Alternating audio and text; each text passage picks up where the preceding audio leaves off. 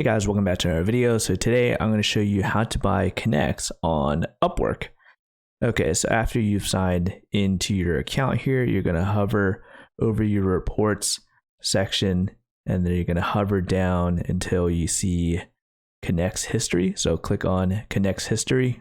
Okay, after you've clicked on that, you should be able to see a history of all of your connects. And at this point in time, if you're not paying for Upwork's membership, you should be getting like 10 connects per month. However, if you run out of those connects, you could just go over here under the connects history section and click on buy connects. So let's click on that.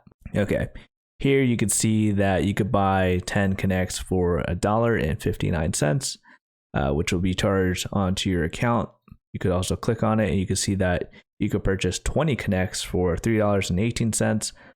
40 connects for $6.36. Obviously, this amount will change based on the currency of your location. And if you have a promo code, you could enter it here, click on apply, and then just keep in mind that connects expire 1 year after they are purchased.